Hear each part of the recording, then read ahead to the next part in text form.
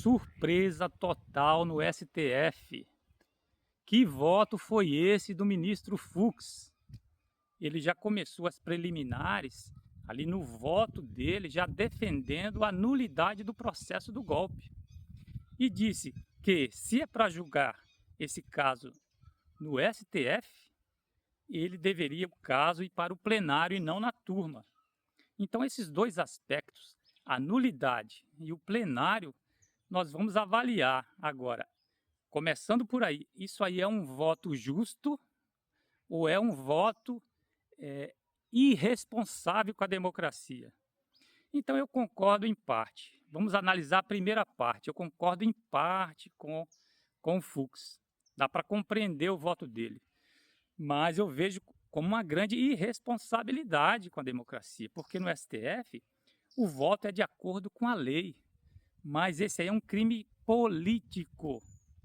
E quando você vai pesar esse crime, você tem que também ter um olhar político para as consequências.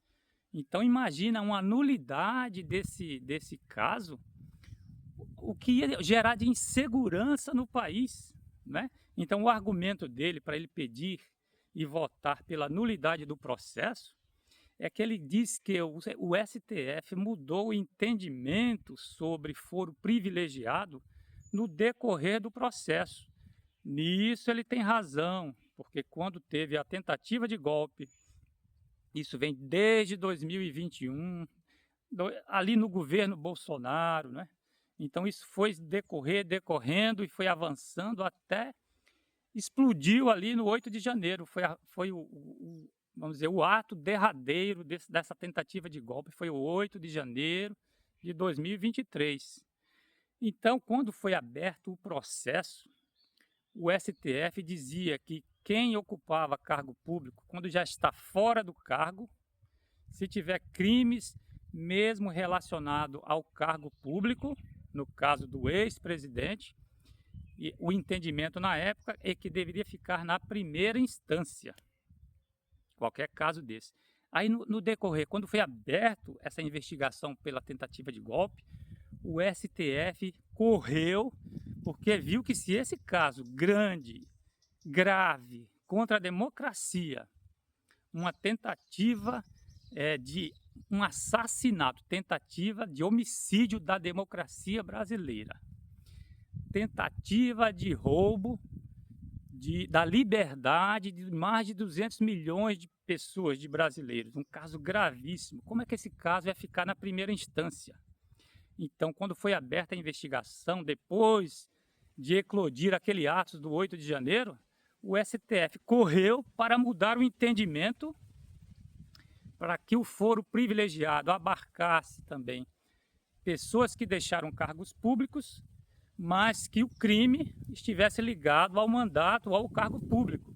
Então, a partir de 2023, 2024, o STF colocou em votação isso aí e 2024 ali para 25 mudou o entendimento e disse isso, que o foro agora era para abarcar pessoas que deixaram o cargo, estão fora do cargo, mas que os crimes estão ligados ao cargo público, no caso do ex-presidente Bolsonaro. Então, por isso que Lula respondeu na primeira instância, era um entendimento antigo, e agora o Bolsonaro respondendo no STF. Esse foi o primeiro argumento do Fux, porque ele discorda de o jogo mudar a regra do jogo quando o jogo já está sendo jogado, foi o que ele afirmou. Então ele entende que não deveria estar no STF e por isso deveria estar na primeira instância e por isso ele pediu a nulidade do processo. Compreendo, tem razão na lei, na letra fria da lei, mas aí vem também, como eu digo, o peso político disso, a responsabilidade da consequência de uma decisão dessa. Então eu compreendo o voto do ministro, discordo pela irresponsabilidade com os destinos do país. Ponto. Vamos ao segundo ponto agora, que ele defende, já que está lá, não era para estar na primeira turma, era para estar no plenário. Por quê? O que diz a lei, o estatuto lá do regimento do STF, que os casos que envolvam presidente da República, presidente do Senado, presidente da Câmara, Procurador-Geral da República, esses cargos de primeiro nível, de primeiro escalão do poder no Brasil, tem que ser julgado no plenário. Já os demais cargos públicos, também senadores, deputados, ministros, já o segundo nível de poder no país, pode ser julgado nas turmas. No caso do ex-presidente, não tinha uma lei dizendo ex-presidente, porque a jurisprudência do foro privilegiado não abarcava pessoas que deixaram o cargo, é só quem estava no cargo.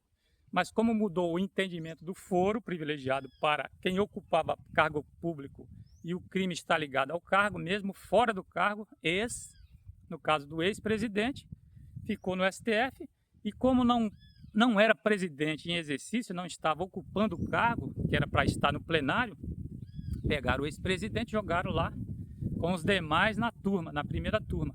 Nisso aí eu concordo com o Fux, porque se é relacionado ao cargo de presidente, quando o Bolsonaro ocupava o cargo, mesmo ele sendo um ex-presidente, é um cargo grande de primeiro nível. Deveria estar no plenário. Isso eu concordo, eu sempre concordei com essa proposta. Deveria estar no plenário. Mas, em votação dentro do STF, chegou-se à votação, que ganha é a maioria, que um caso de ex-presidente, por não estar dentro do regimento ali escrito o que faz com o ex-presidente, então, como existia um vácuo de legislação de lei ali, pegaram o caso dele e jogaram na turma. Aí eu discordo, mas foi votação pela maioria, decidiu e está decidido.